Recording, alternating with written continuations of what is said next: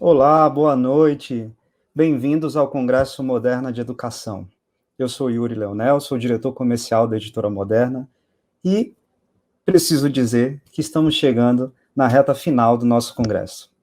Antes de mais nada, eu preciso agradecer a todos vocês, educadores, que participaram durante todos esses dias do congresso. Foi um sucesso de público e é importante dizer que todos nós, eu aqui representando todo o time da Moderna, que foi responsável por construir esse conteúdo, o congresso, a equipe técnica, fez tudo isso pensando primeiramente em você, educador que nos assiste. Então, fica aqui já registrado o meu agradecimento. Preciso dizer também que caso você não tenha perdido ou não tenha conseguido assistir os nossos painéis, eles ficarão gravados e disponíveis por alguns meses para que você possa assistir novamente, utilizar em suas reuniões de formação e indicar para o seu colega que eventualmente não conseguiu assistir no momento ao vivo. Queria dizer também que esse painel, né, assim como todos os outros, podem gerar um certificado para você de participação. Queria pedir para o time da técnica colocar aqui na tela o QR Code, onde você pode gerar esse certificado de participação. Ele está aí na tela. E também a gente vai disponibilizar o link no chat para que vocês possam fazer isso. Não se preocupem, podem fazer no final da apresentação, o link vai estar lá, vocês vão conseguir gerar o certificado de vocês.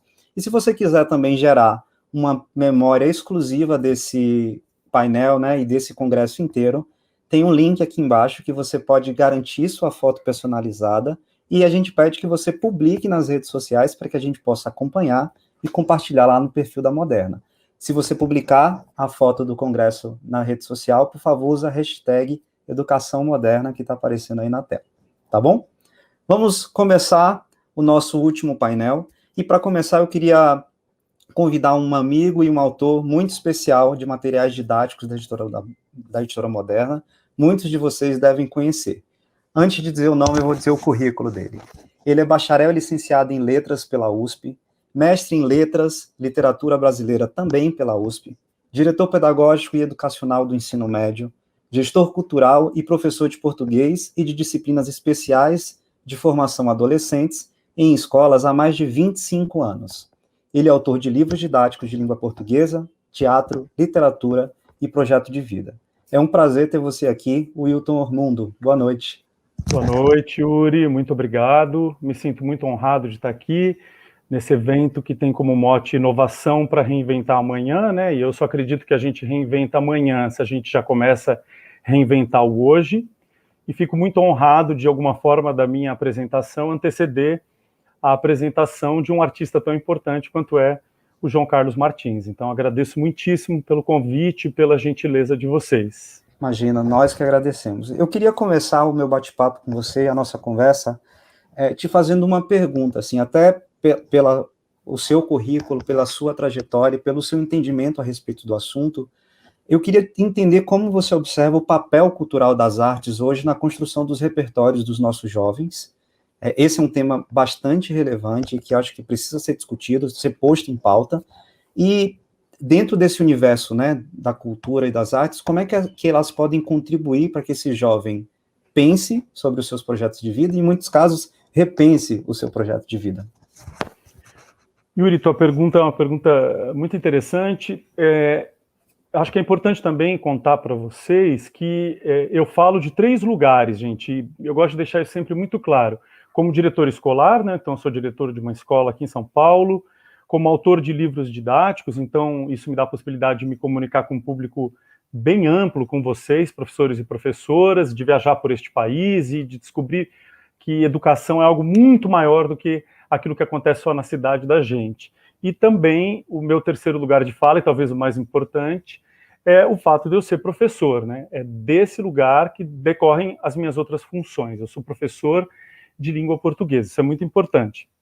Eu acho, Yuri, que para responder a tua questão, a gente precisa dar um passinho um pouco mais amplo, pensando no papel que a escola tem no século XXI. E quando eu falo da escola do século XXI, né, que é um século que ainda está começando, eu falo de uma escola ligada ao universo da internet, né? Lembrando que a internet surge aqui no Brasil em 88, ela se dissemina em 96. Vocês estão lembrados daquela internet que fazia aquele barulhinho, né? Todo mundo aqui lembra daquela internet de escada, e daquele barulhinho para cá muita coisa mudou. Então surgiram as redes sociais, surgiram os buscadores, então a internet se transformou num portal gigantesco e ela impactou na escola. Então, quando a gente pensa na escola do século XXI, eu vejo essa escola hoje com 3 funções principais.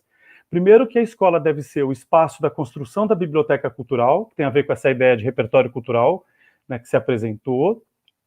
A escola deve ser o espaço da curadoria, e a escola deve ser o espaço para que haja discussão do projeto de vida dos adolescentes, sobretudo no ensino médio. Então, eu vejo a escola hoje com essas 3 funções primordiais.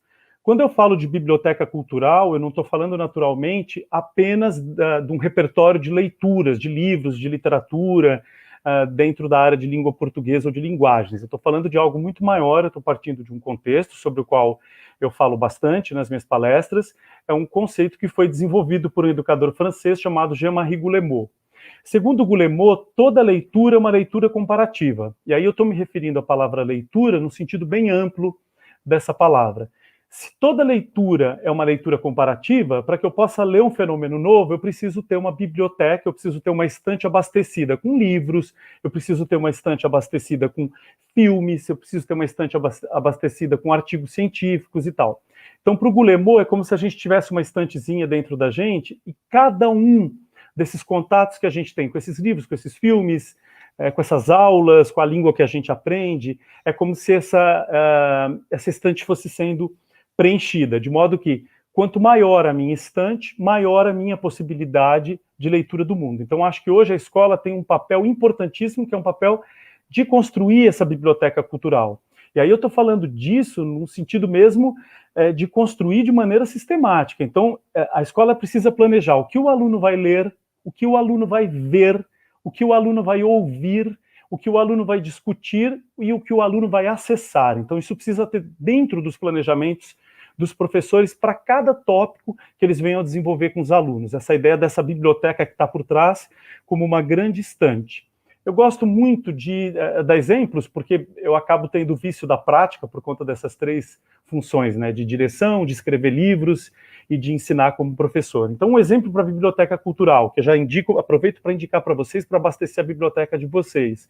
Assistam um documentário do Emicida chamado Amarelo, que está disponível no Netflix. É resultado de um disco muito bonito que ele fez, e ele apresentou esse show no Teatro Municipal de São Paulo, fazendo um paralelo com a Semana de 22. Só que fazendo um paralelo de provocação. A Semana de 22 é uma semana de arte moderna feita por homens brancos, e ele vai mostrar que o Teatro Municipal precisa ser ocupado por todas as pessoas negras e com sua cultura. Então, o Amarelo é uma espécie de convite a essa grande integração das culturas, valorizando as suas diferenças e as suas semelhanças. Então, suponha que você entre em contato com esse disco, Amarelo.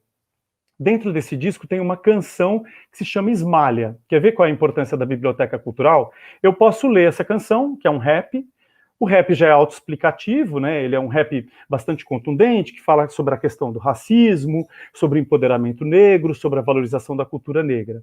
Agora, se eu tenho dentro da minha biblioteca cultural o mito de Ícaro, se eu sei o que é mito de Ícaro, o labirinto de Dédalos, se eu sei o que é o Prometeu acorrentado, se eu sei o que é racismo estrutural, porque eu li livros a respeito disso, se eu conheço mitologia africana, se eu sei o que é Esmalha, que é o poema do Alfonso de Guimarães, né, no qual ele se inspirou para escrever essa letra desse rap. Se eu sei que Esmalha foi baseado no Hamlet, a personagem da Ofélia, se eu tenho tudo isso na minha biblioteca cultural, certamente, quando eu escutar a canção, o rap Esmalha, do Emicida, eu vou ter uma perspectiva muito maior de leitura do que eu teria se eu não conhecesse tudo isso. Então, é essa proposta que eu acho que as escolas precisam ter hoje com muita clareza. Então, essa é a primeira perspectiva.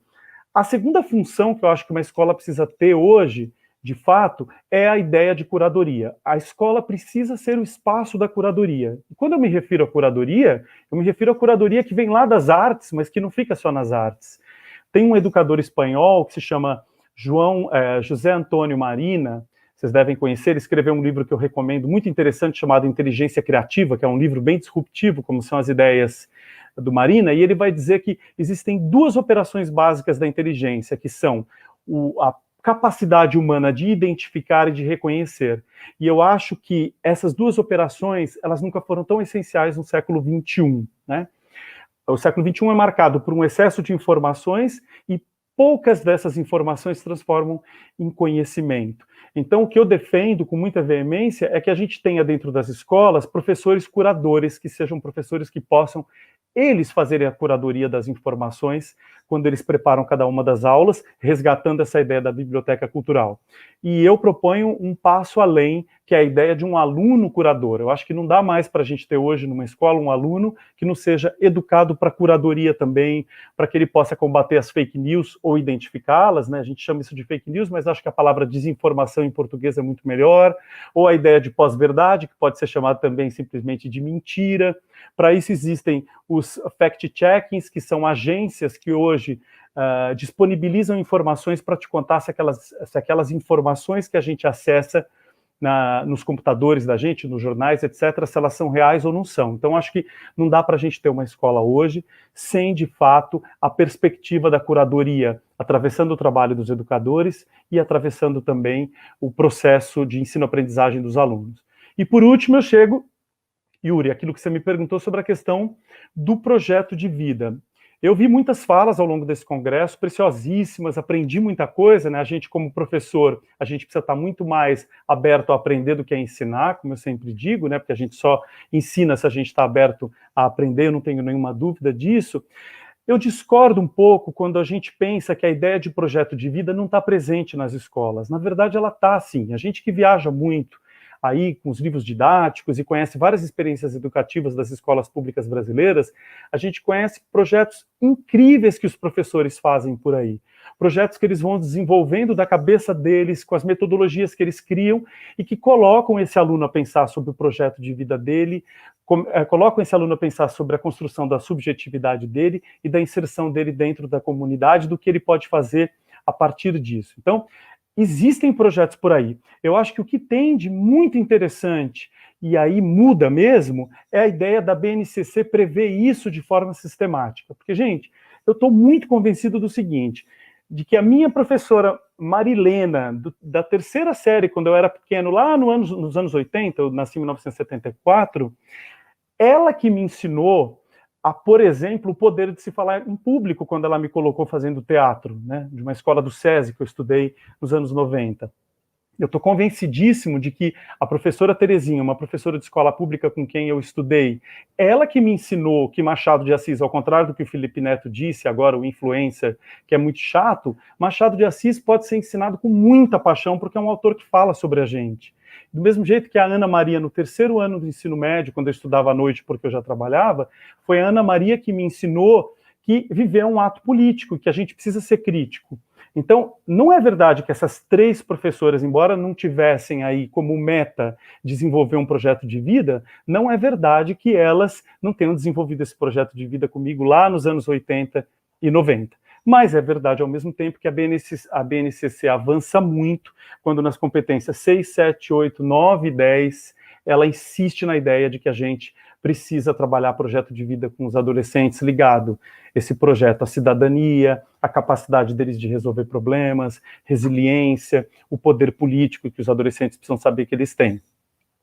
Quando Cristiane e eu, que é a minha sócia, Cristiane Siniscalchi, né, nós somos parceiros nos livros, né, somos essa dupla, recebemos esse convite da editora Moderna para escrever um material a respeito de projeto de vida, a gente tinha certeza absoluta de que a gente podia escrever esse material porque a gente estava lá no chão da escola. E eu não consigo acreditar em materiais didáticos que não possam ser que sejam escritos por alguém que não esteja no chão da escola. Então a gente procurou desenvolver um material que fala com o adolescente, do adolescente, com o professor, sobre o professor, parte da construção da biblioteca cultural que eu disse há pouco, da ideia de curadoria. Ele é também um material que convida a pesquisa e é um material que, como uma professora disse mais cedo, quando falou de projeto de vida, numa fala linda nesse congresso, é um material que fala sobre o presente, porque nenhum material que trata de projeto de vida, ele pode pensar no futuro sem pensar na ideia absolutamente importante de pensar nesse presente desse adolescente. E dentro do que você me perguntou, eu acho que é importante também que um material de projeto de vida, ou um projeto de vida dentro da escola, que ele leve em conta a ideia de que a gente precisa investigar a subjetividade dos alunos, o que é esse eu dos alunos, investigar a história desse aluno, investigar a história da família desse aluno. Ele tem pai, ele tem mãe, ele foi criado numa instituição, quer dizer, a gente precisa olhar para isso. Numa segunda etapa, esse aluno precisa ser colocado em relação a, porque a gente não está sozinho no mundo, então é muito importante que no projeto de vida a gente investigue a ideia de alteridade, né, a ideia de que o outro não é uma extensão de mim, o outro é o outro, para depois a gente inserir esse eu e esse outro dentro de um projeto de investigação do mundo, para que aí sim eu possa fazer as minhas escolhas, eu como aluno. Então, eu não consigo enxergar um projeto de vida que não leve em conta essas três dimensões. O eu, o outro, e esse eu e outro inseridos no mundo como um nós. Nesse sentido, a arte, voltando ao que você me perguntou, Yuri, a arte é absolutamente o espaço privilegiado para a investigação desse outro, desse eu, desse outro, desse mundo. Porque é só com a arte que você consegue fazer aí uma construção de sonho, né? Eu sempre digo que a gente acaba trabalhando, se você trabalha com meninos e meninas com uma situação precária social, eles acabam carecendo de sonhos. Se você trabalha com adolescentes muito privilegiados, eles têm excessos de sonhos, então a gente precisa olhar para tudo isso, né? Então é necessário que as artes tragam essa possibilidade da construção do sonho, da ideia de se projetar um sonho e transformar esse sonho em realidade. E por que arte, Yuri? Por uma razão muito simples. E não sou eu que respondo, é o Ferreira Goulart que responde. Ele diz, a arte existe porque a vida não basta. Então a gente precisa olhar para essa vida, para esse eu, para esse outro, para esse mundo, mas a gente precisa questionar esse eu, outro e mundo, a partir do pressuposto da arte, que nos ajuda muito, ou nas palavras do Antônio Cândido, a literatura organiza o caos. Então, por que a gente não vai para a literatura? Por que a gente não vai para as artes para organizar um pouco desse caos, para esses adolescentes conseguirem pensar a respeito deles, pensar a respeito das escolhas que eles podem fazer? E eu termino essa fala, antes de te passar, dizendo que sempre que eu penso em projeto de vida, sempre, e o projeto de vida, de fato, precisa ser sistematizado, daí a importância desses livros, né, que agora começam a chegar nas escolas. Eu sempre penso em três narrativas. A narrativa de Narciso, porque é uma narrativa emblemática para a investigação da subjetividade a partir do Narciso, desse eu que olha para esse outro eu, mas que na verdade é um outro.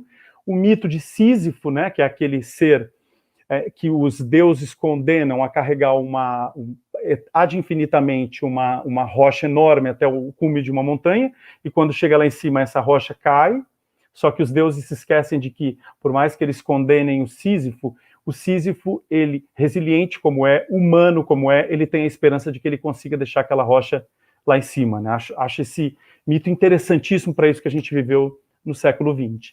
E, no século XX, não, em 2020, e agora em 21 também, com o advento da pandemia, que infelizmente continua.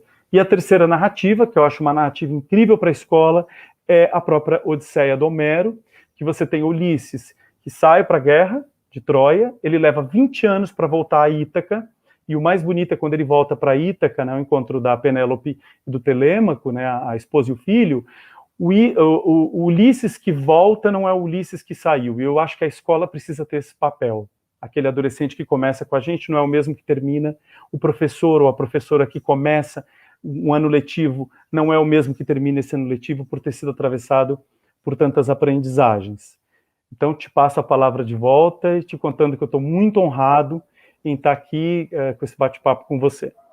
Maravilha. Acho que suas colocações, para mim, só reforçam o quanto é importante e o quão é decisivo na conexão dos conhecimentos, a arte e a cultura ser ponte entre esses dois, né?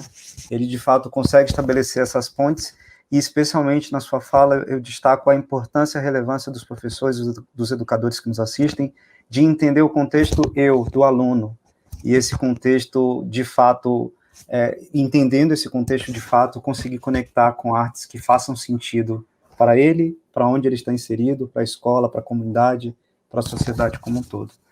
Wilton, muitíssimas interações no chat. Infelizmente, eu não vou conseguir trazer todas aqui, mas tem um especial que eu li e que me chamou bastante atenção. O Rubens Rodrigues, ele fala que a função do professor é ensinar abrindo janelas e a obrigação do aluno é aprender abrindo portas. Acho que é filosófico, é artístico e se conecta muito com a sua fala. Muitíssimo obrigado. Quero te dizer uma coisa muito interessante. Você vê como é o universo da escola, que não tem um universo mais rico que esse. O João Carlos Martins se apresentou um dia com um menino, que é o Tiago, que foi meu aluno.